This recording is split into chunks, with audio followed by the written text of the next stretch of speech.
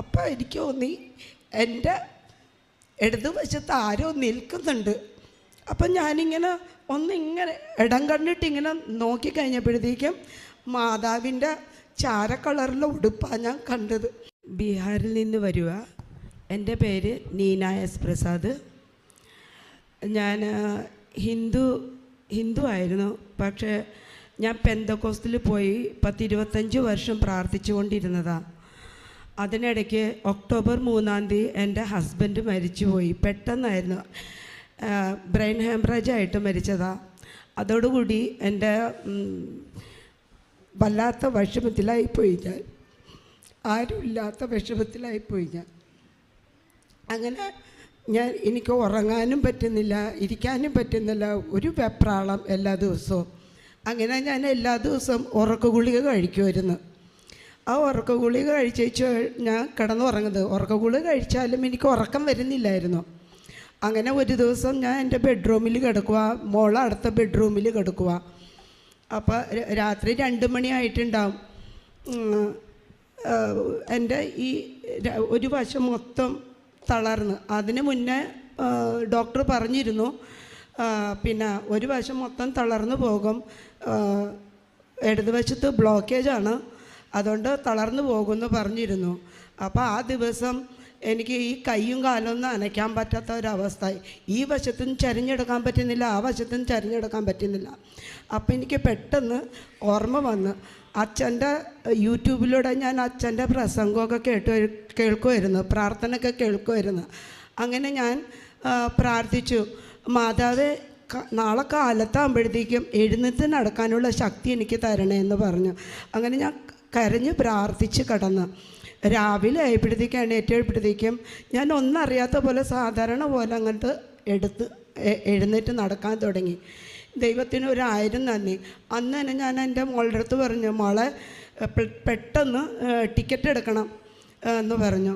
അങ്ങനെ ഞങ്ങളുടെ സ്കൂളിൽ അവധിയൊന്നും കിട്ടത്തില്ല, ഭയങ്കര സ്ട്രിക്റ്റാണ്, എക്സാം നടക്കുമായിരുന്നു. ഞാനൊന്നും നോക്കിയില്ല, ഞാൻ പെട്ടെന്ന് ടിക്കറ്റ് എടുത്തു. 1-ാം തീയതി ഫ്ലൈറ്റിൻ്റെ ടിക്കറ്റ് എടുത്തേച്ചും ഇവിടെ 2-ാം തീയതി എത്തി. 2-ാം തീയതി ലൂലുവിൽ ഇവിടെ ഞാൻ റൂം എടുത്ത് കഴിഞ്ഞേച്ചും എൻ്റെ കൂടെ ഒരു മോൻ്റെ ഒരു ഫ്രണ്ടാണ് വന്നത്. അവിടെ വന്ന് കിടന്ന് ഉറക്ക ഗുളിക കഴിക്കാൻ മറന്നുപോയി. അന്ന് മുതൽ ഞാൻ ഉറക്ക ഗുളിക കഴിച്ചില്ല. അന്ന് മുതൽ ഇന്നേ വരെ നന്നായിട്ട് കിടന്ന് ഉറങ്ങുന്നുണ്ട്. ഇപ്പം എനിക്ക് ഉറക്കം മതിയാവുന്നില്ല എന്നുള്ളതാണ്. പിന്നെ അത് കഴിഞ്ഞ് രാവിലെ ഞാൻ പള്ളിയിലോട്ട് വരാനായിട്ട് ഇങ്ങോട്ട് ഇറങ്ങിക്കഴിഞ്ഞപ്പോഴത്തേക്കും ലൂലുന്ന് ഞാൻ അങ്ങോട്ട് വലതുവശത്തൊക്കെ നോക്കിക്കൊണ്ടിരിക്കുക. വണ്ടികൾ വരുന്നുണ്ടെന്ന്. അപ്പോൾ കുറേ ദൂരത്തായിട്ട് 2 ബസ്സും 4 കാറും ബൈക്കൊക്കെ വരുന്നുണ്ട്. എന്നാലും ഞാൻ വിചാരിച്ചു അത്രയും ദൂരത്തല്ലേ ഇരിക്കണം.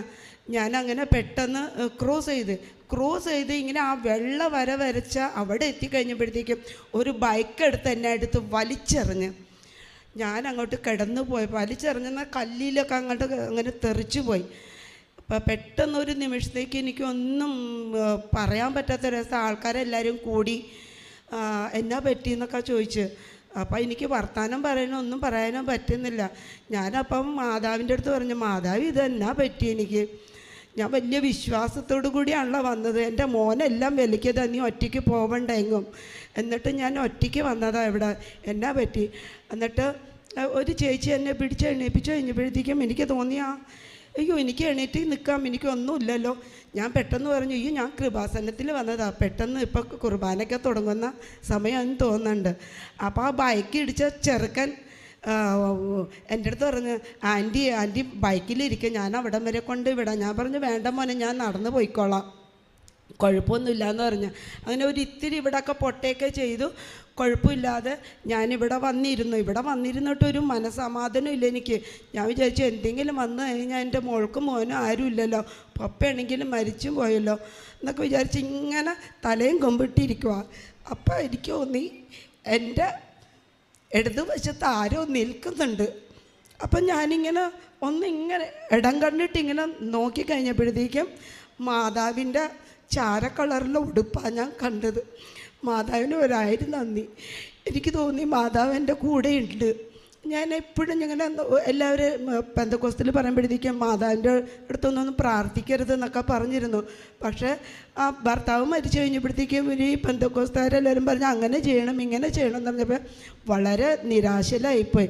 പിള്ളേരാണെങ്കിൽ ഹിന്ദു ധർമ്മത്തിലാണ്, ബീഹാറിലെ ഇതാണ്. അങ്ങനെ ഇവിടെ വന്നു കഴിഞ്ഞ് ഞാൻ ഉടമ്പടി എടുത്തേച്ചും ആദ്യത്തെ ഉടമ്പടിയിൽ ഞാൻ വെച്ചിരുന്നത് പിന്നെ എനിക്ക് ഒരുപാട് കടങ്ങളുണ്ടായിരുന്നു. കൊറോണ തുടങ്ങിക്കഴിഞ്ഞപ്പോഴത്തേക്കും എൻ്റെ ക്ലാസ് എല്ലാം നിന്ന് പോയി, പൈസ ഒന്നും കിട്ടാതെ ആയിപ്പോയി. അപ്പോൾ ഈ കടങ്ങൾ കൊടുക്കാനുള്ളവരൊക്കെ ബിൽഡറൊക്കെ വന്ന് എന്നെ ഒരുപാട് ശല്യപ്പെടുത്തുമായിരുന്നു, പൈസ എങ്ങനെയെങ്കിലും താന്ന്. അപ്പോൾ ഈ പുള്ളിക്കാരൻ മരിച്ചു കഴിഞ്ഞപ്പോഴത്തേക്കും ഒരു പോളിസി എടുത്തിരുന്നു, ICC ബാങ്കിൽ നിന്ന് ഒരു പോളിസി എടുത്തിരുന്നു. ഒരു തവണ ഞാനത് ഗഡുവട് അടച്ചുള്ളൂ. അടച്ചു കഴിഞ്ഞപ്പോഴത്തേക്കും ഞാൻ വെച്ച് കിട്ടുമോ ഇല്ലയോ എന്ന് എനിക്കറിയത്തില്ല. എന്നാലും 4ാമത്തെ ആഴ്ച ഞാൻ ഓൺലൈനിൽ പ്രാർത്ഥിച്ചുകൊണ്ടിരിക്കുമ്പോഴത്തേക്കും വൈകുന്നേരം ഒരു 5 മണിയോടുകൂടി ഞാൻ പ്രാർത്ഥിച്ചുകൊണ്ടിരിക്കുമ്പോഴത്തേക്കും എനിക്ക് ഫോണിൽ ഒരു മെസ്സേജ് വന്നു, 1 രൂപ ആരാ അയച്ചോ എന്ന് പറഞ്ഞിട്ട് മെസ്സേജ് വന്നു. ഞാൻ പറഞ്ഞു എന്തായാലും പ്രാർത്ഥന കഴിഞ്ഞിട്ട് നോക്കാമെന്ന് പറഞ്ഞു. പ്രാർത്ഥന കഴിഞ്ഞ് ഞാൻ നോക്കിയപ്പോഴത്തേക്കും ചെക്ക് ചെയ്ത് നോക്കിയപ്പോഴത്തേക്കും 5 ലക്ഷം വന്നിരിക്കുക. ദൈവത്തിന് ഒരുപാട് നന്ദിയുണ്ട്. ആ 5 ലക്ഷത്തിൽ നിന്ന് ഞാൻ പകുതി പൈസ ബിൽഡറിനെ കൊടുത്ത് പിന്നെ മോളുടെ കല്യാണത്തിന് ആവശ്യത്തിനുള്ളത് വെച്ച് ഉടമ്പടിയിൽ ഇതും വെച്ചിരുന്നു. ഞാൻ മോളുടെ കല്യാണം എത്രയും വേഗം നടന്ന് കിട്ടുകയാണെങ്കിൽ ഞാൻ മോളെയും മോനെയും ഇവിടെ കൊണ്ടുവന്ന് മരുമോനെയും കൊണ്ടുവന്ന് ഇവിടെ നിന്ന് ദർശനം കൊടുക്കാമെന്ന് പറഞ്ഞു. അങ്ങനെ മെയ് 20-ാം തീയതി മോളുടെ കല്യാണം കഴിഞ്ഞു. 2 പേരെ ഞാനിവിടെ കൊണ്ടുവരികയും ചെയ്തു. പിന്നെ ഉടമ്പടി തൈലം മോളുടെ ഭയങ്കര കുറേ വൃത്തികെട്ട സ്വഭാവങ്ങളൊക്കെ ഉണ്ടായിരുന്നു. അപ്പോൾ അവളൊന്നും പറഞ്ഞാൽ കേൾക്കത്തില്ല, ഒന്നും ചെയ്യത്തില്ല. എനിക്ക് ഭയങ്കര വിഷമമായിരുന്നു. ഉടമ്പടി തൈലം എടുത്ത് വെച്ച് ഞാൻ അവളുടെ നെറ്റിയിലും തുടച്ചു കൊടുക്കും, വരച്ചു കൊടുക്കും, പിന്നെ പ്രാർത്ഥിക്കുകയും ചെയ്യുമായിരുന്നു. അങ്ങനെ കുറേ ദിവസം കഴിഞ്ഞപ്പോഴത്തേക്ക് അവൾ സ്വയം വന്ന് എൻ്റെ കൂടെ പ്രാർത്ഥിക്കാൻ തുടങ്ങി. അവൾക്ക് വിശ്വാസമായി. പിന്നെ അവളും വന്ന് ഇന്ന് ഉടമ്പടി എടുത്തിട്ടുണ്ട്. അവളും അവളുടെ കെട്ടിയനും കൂടെ ഉടമ്പടി എടുത്തിട്ടുണ്ട്. ഹിന്ദി അറിയത്തുള്ളൂ, മലയാളം അറിയത്തില്ല, ഇംഗ്ലീഷ് അറിയാം. പിന്നെ ദൈവത്തിന് ഒരുപാട് നന്ദിയുണ്ട്. എൻ്റെ എല്ലാ കാര്യങ്ങളും ദൈവം സാധിച്ചു തന്നതിന് മാതാവിനും കർത്താവിനും ഒരുപാട് നന്ദിയുണ്ട്. പരിശുദ്ധ അമ്മയ്ക്കും